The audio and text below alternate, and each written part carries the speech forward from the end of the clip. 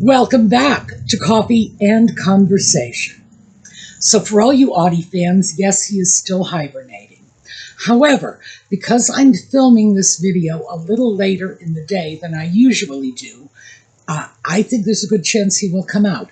Mostly because this is about the time that Audie gets up every day from his, 8-10 hour naps, looks outside, sees that it is dark, and then says to me, I haven't been out all day.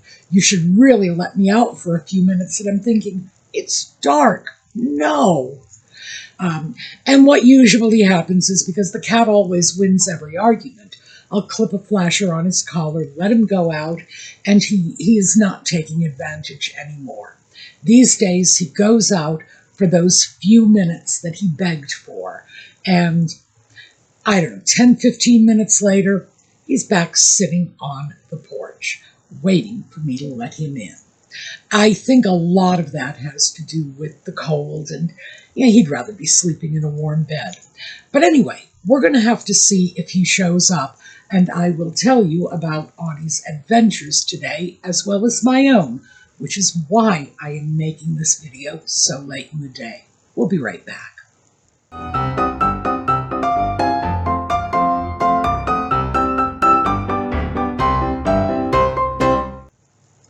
So, plenty has been going on here today.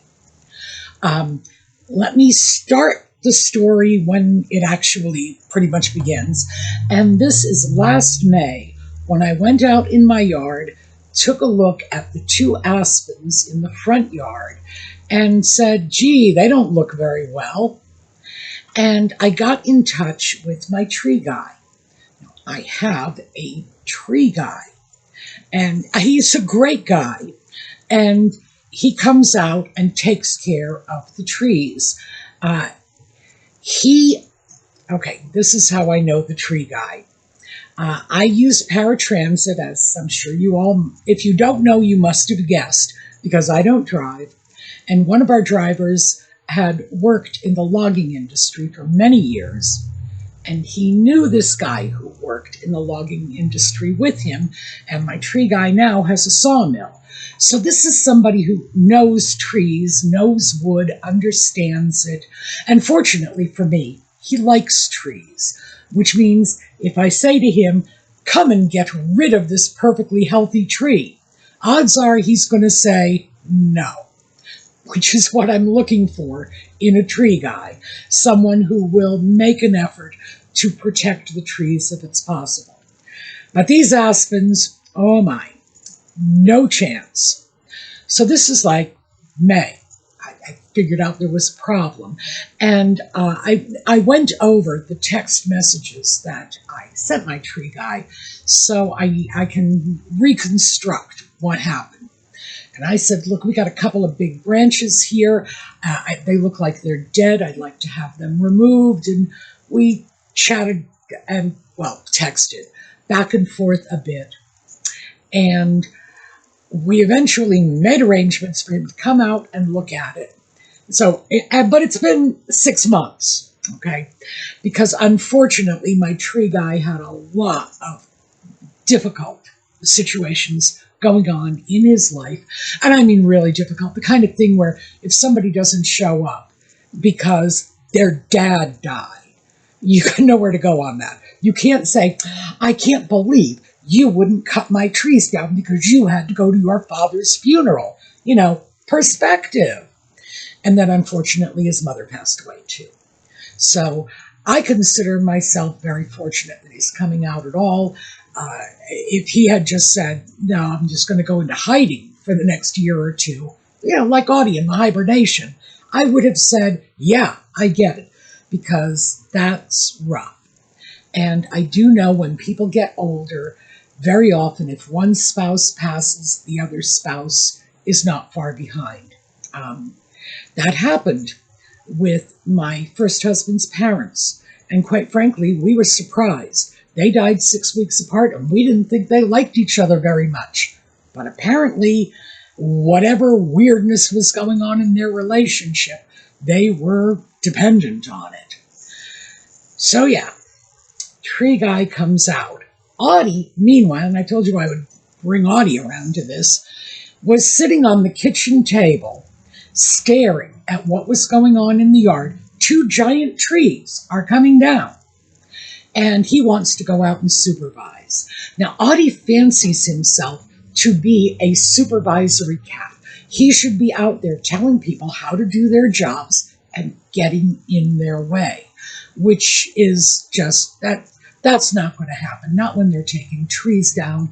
And not knowing this cat the way I do, he will go right out and try to get in their business because he likes people.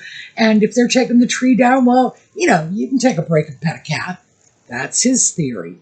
So Audie felt very shortchanged today because there was so much going on in his yard. He had to supervise from the window, and he doesn't like that. He likes to be, like right up close, walking in between your feet while you're doing the job. Otherwise, I guess he feels like he's slacking. So, trees both came down. My tree guy and his helper got them down. I think start to finish, it was about maybe 4 hours tops. And they had all kinds of tree equipment, because these were not small trees. They were fully grown aspens that were dead from old age, basically.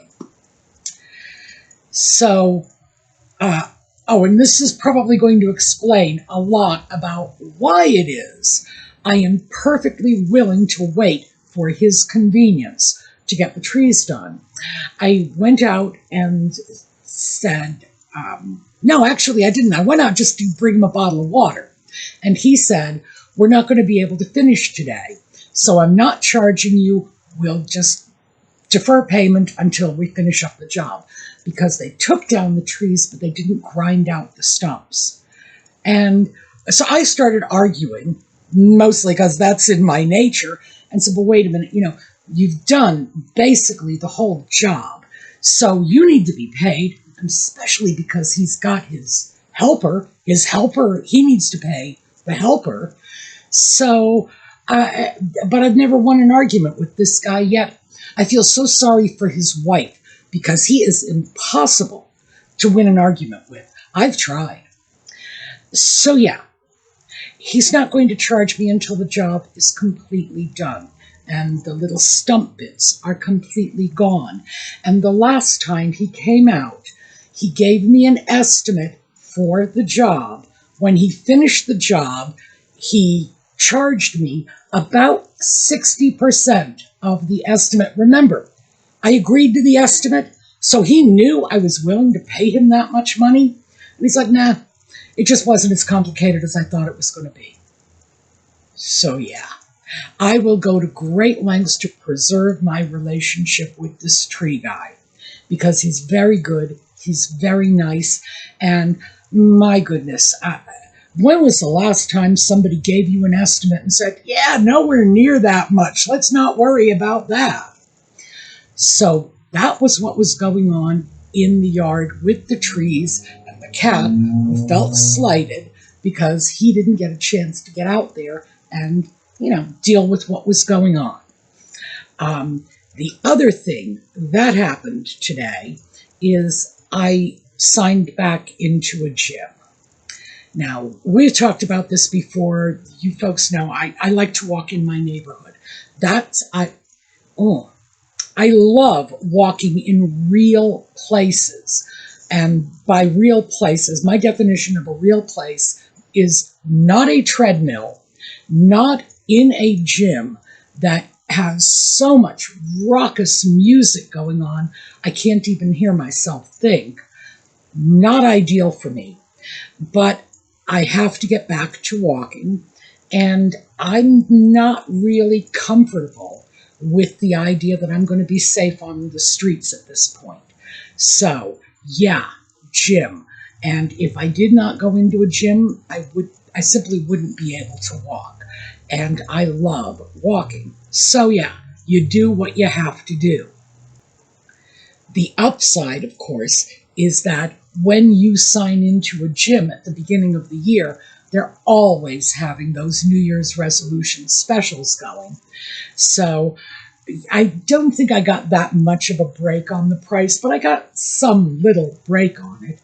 But that is what I am going to end up doing, at least until I'm feeling comfortable, feeling confident. Yes, it is my neighborhood. Yes, I do know my neighborhood. But when I go out and walk, usually I am at least a mile away from home at some point during that walk. So yeah, I'm kind of outside of my immediate neighborhood. And I'm not feeling like I'm there yet. But still, I miss the walking. So now I'm going to have to get used to music I don't understand, and I don't understand the music anymore because I go into the gym and they're playing hip-hop. I don't understand hip-hop. I'm not sure I get it because it doesn't even sound like they're speaking English to me. And that's okay because I'm fine with foreign language music, but I don't get hip-hop. So yeah, and I'm not sure why it has to be so gosh darn loud, but fortunately, I keep my MP3 players, and do I have it here? Yes. And I have a half a dozen of these. I keep books on them, so I've always got something to read, and if I don't like the noise around me, oh well, I can block it out. So, there, I've spent like half the video telling you the story of what's going on in my life. And that was not what I intended to do. But I am, well, I mean, I'm pleased about the trees because, quite frankly, those trees, well, my tree guy had said after he took them down, he said, I don't know what the heck was holding those trees up. So I'm amazed they were still standing because apparently one was dead and the other was very close to it. And you can't have stuff like that in your yard. Not when it's 20, 30 feet tall and positioned beautifully to drop down on the street and kill passing motorists. So no, I'm definitely glad that's been resolved. So yes, a little bit of excitement I'm sharing with you at, no longer facing a lawsuit, because despite the name of this channel, I really don't want anyone to sue me. So yeah, that's what's going on. So what was the topic I wanted to discuss?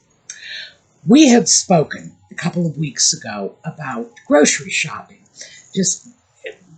I don't know. I don't know where I went with that topic because it was a couple of weeks ago and there have been a lot of videos since. But that video did get me thinking, especially the comments, because I do read your comments, and that is where most of my future videos come from. Things that you raise in the comments, issues that are important to you. And so I thought, yeah, we should probably do a little research on food prices because they are just increasing way beyond normal inflation. So, as I say, a little bit of research.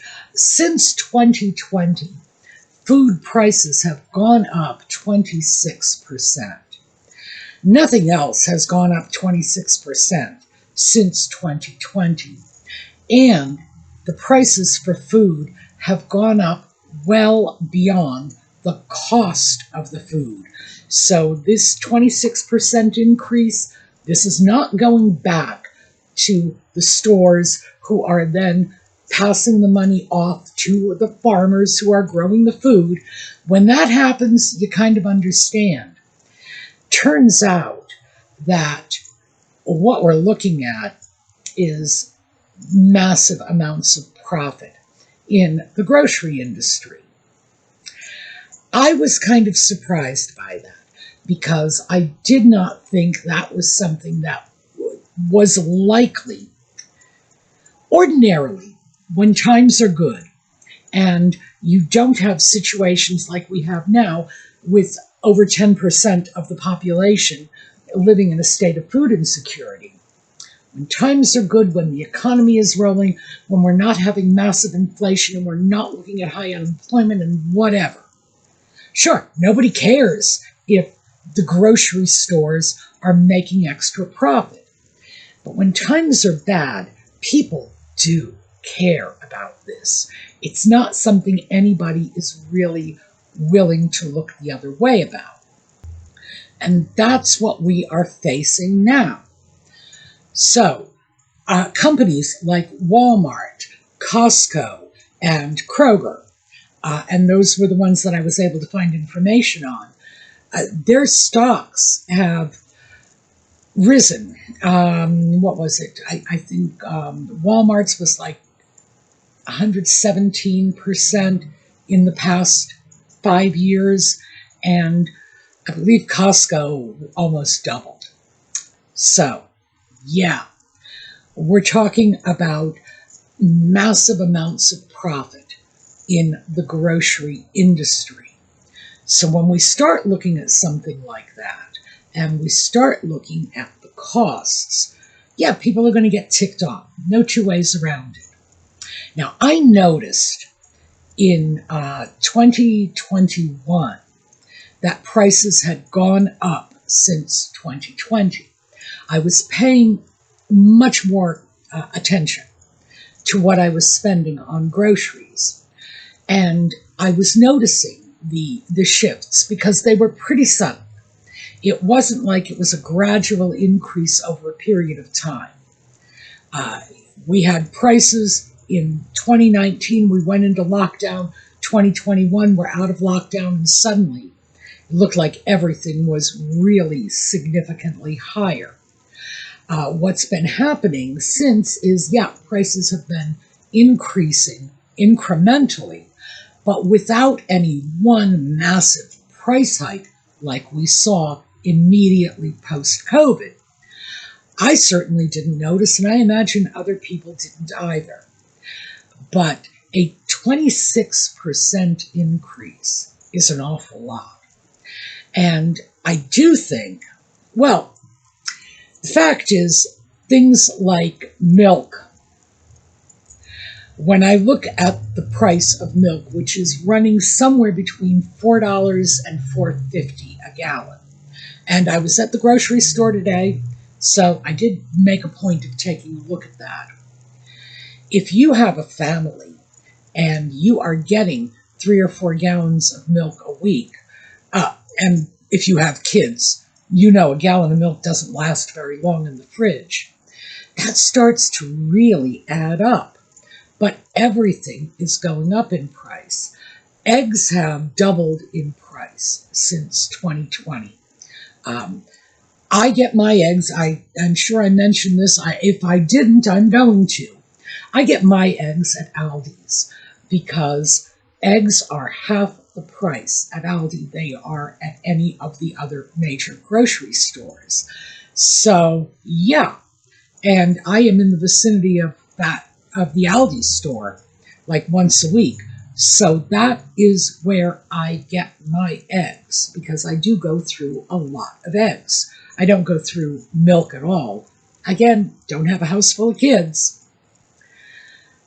So when I realized the amount of money, which is $2 a dozen, that I am saving on eggs just by shopping at Aldi's, that's when I started taking my egg shopping over to that store.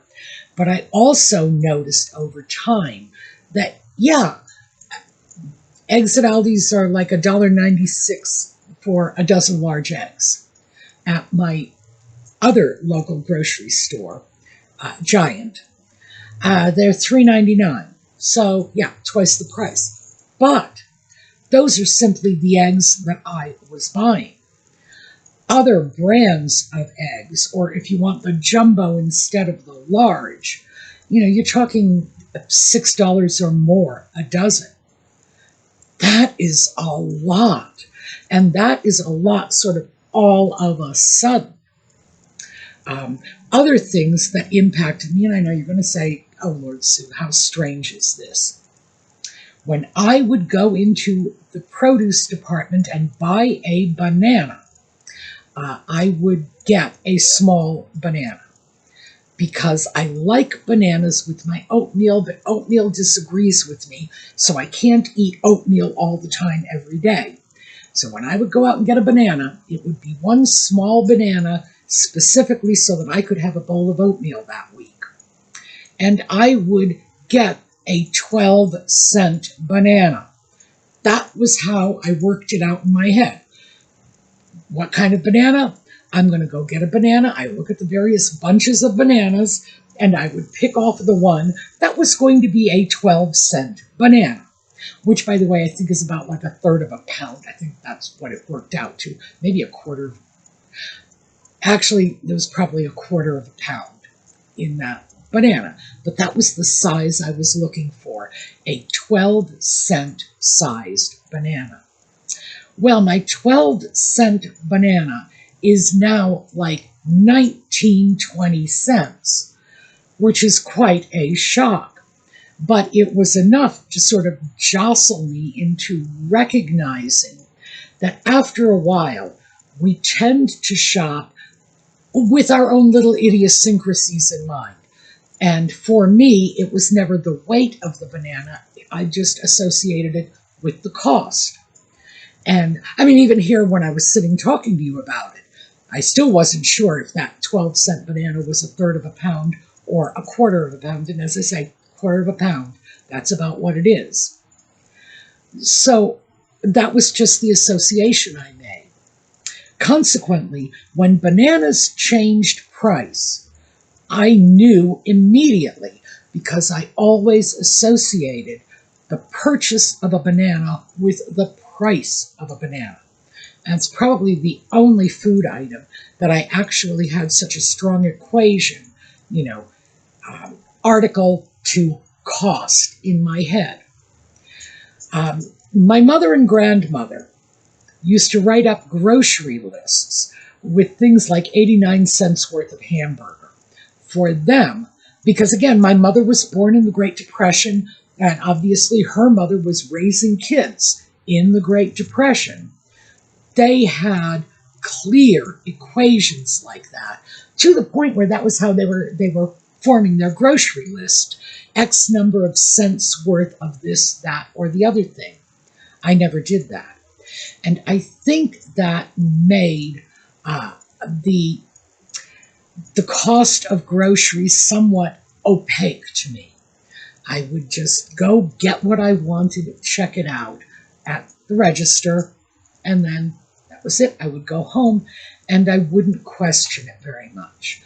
But what I did start doing after that last grocery video was I took a look at how much I was spending on groceries. And because I was doing this retrospectively, I didn't have grocery store receipts. I would simply go through the charges on my debit card, which ones are for grocery stores. And that is not always the easiest way to do it, because grocery stores are where I buy my cleaning supplies. It's where I buy a lot, although not all, but a lot of my cat food. It's a place where I get a great many things that are not necessarily food. First aid supplies, I get those at the grocery store. If I need antiseptic or Band-Aids, grocery store sells them, and that's where I get them. So I decided I was going to start paying more attention to what I was spending it on.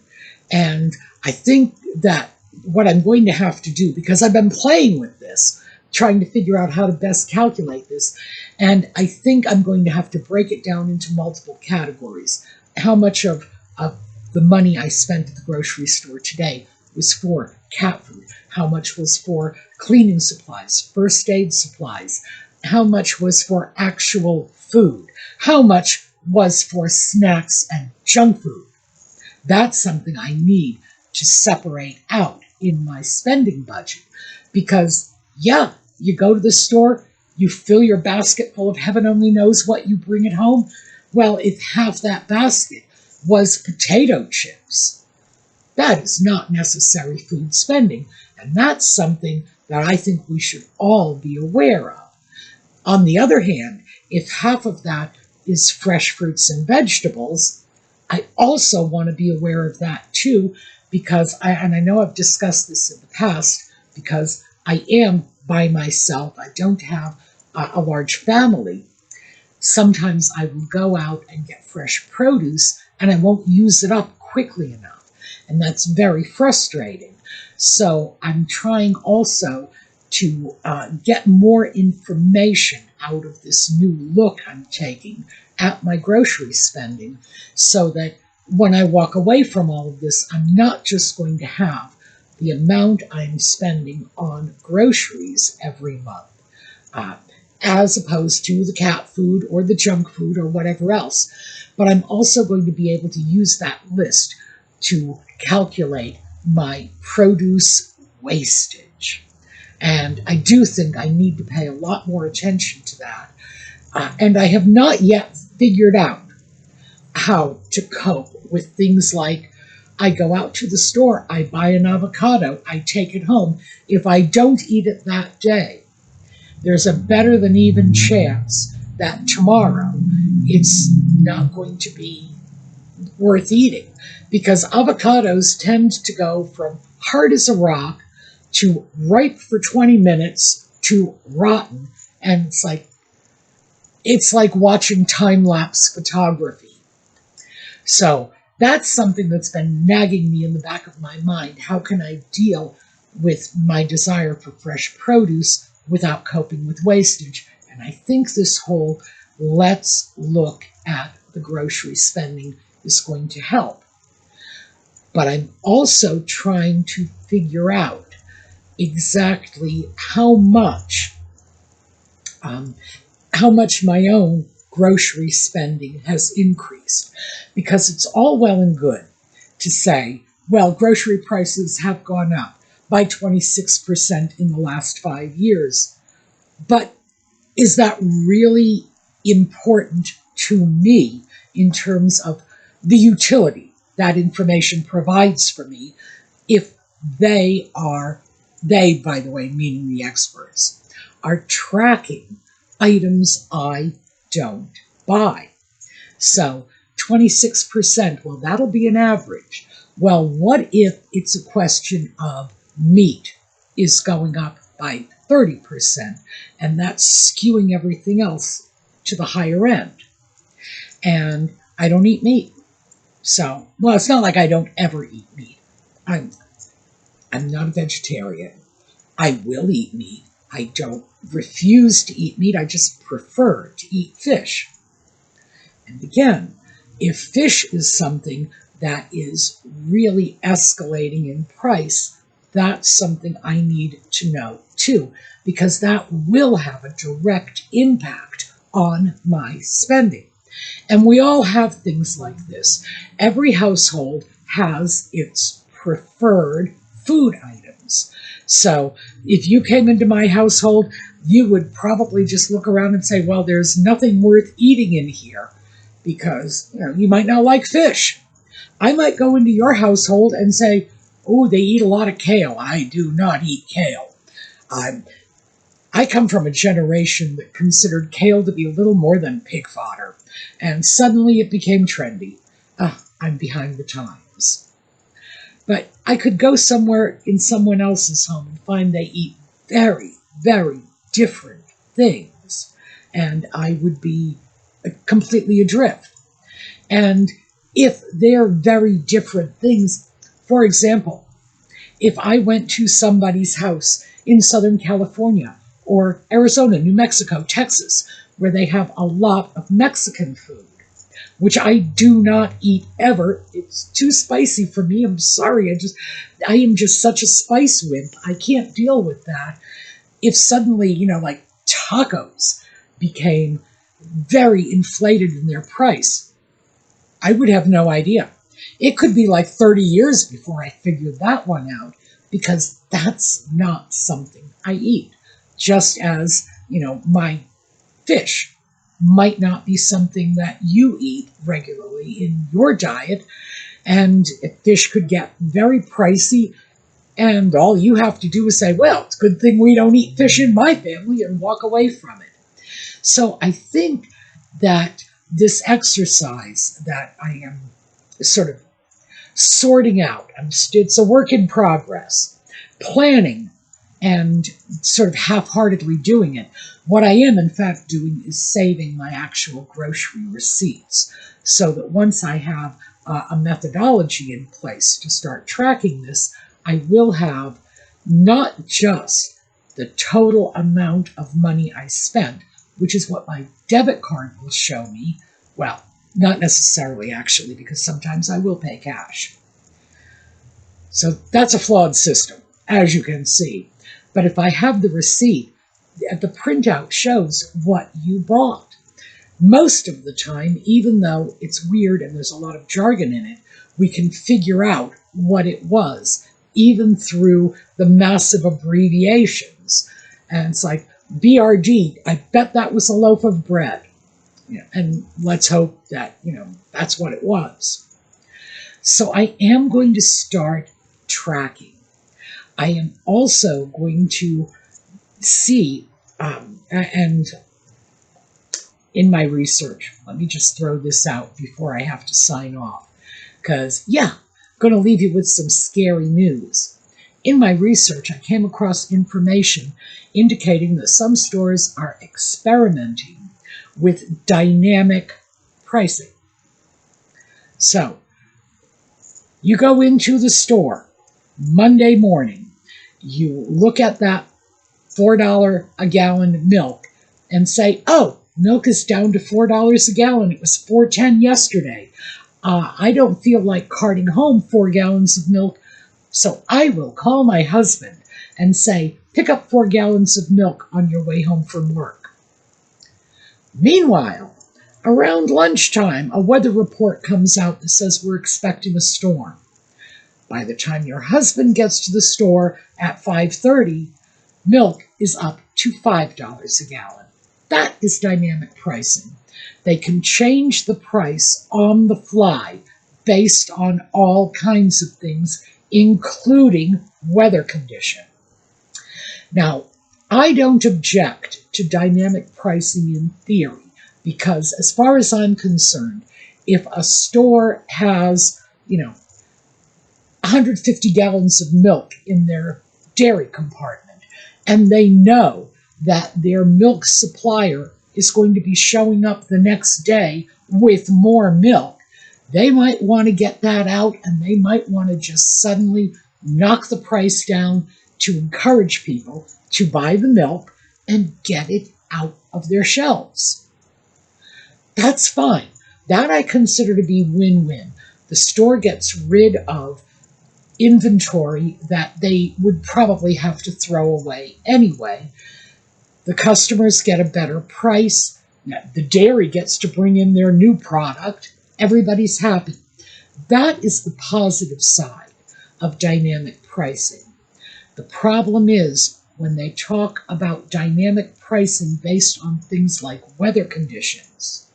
What that means is if bad weather is coming through, the staples that people sort of, I don't know, I guess it's instinctive to go out and get milk and bread and toilet paper.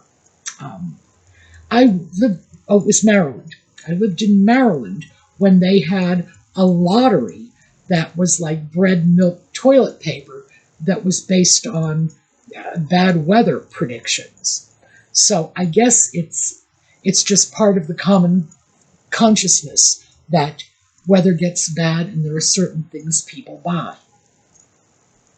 So no, I'm not okay with jacking up prices because there is an emergency coming. That smacks too much of profiteering.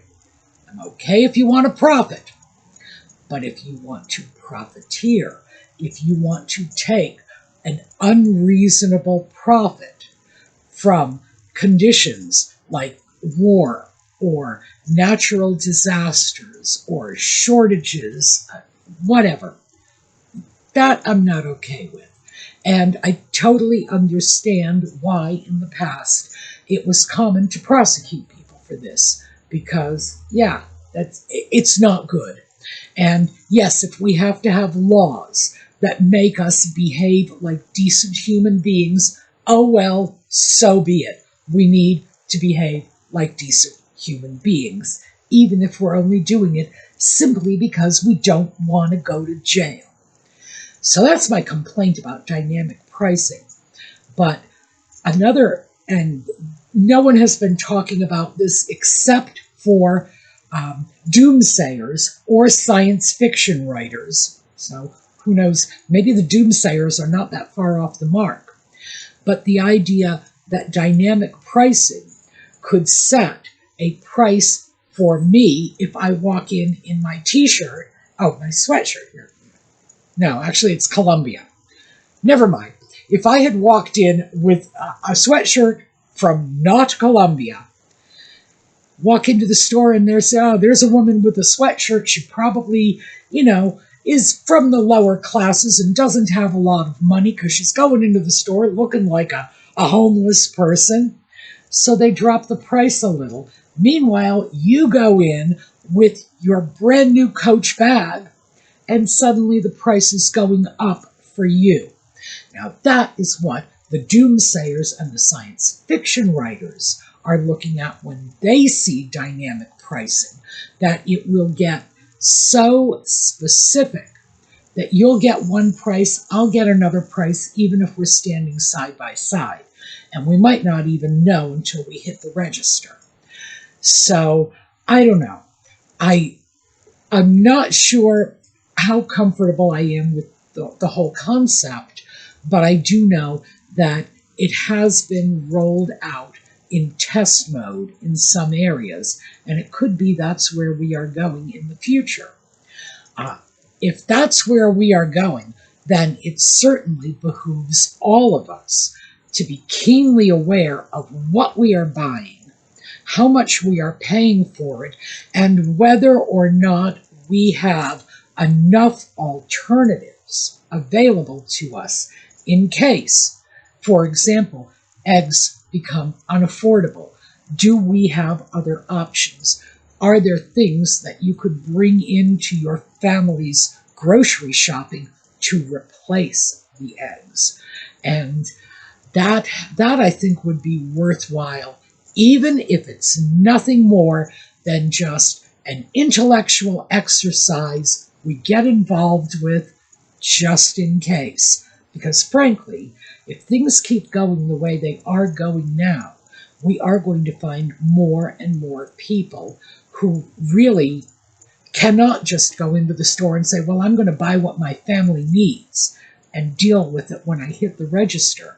We are going to find more people saying, I am going to have to shop off a list.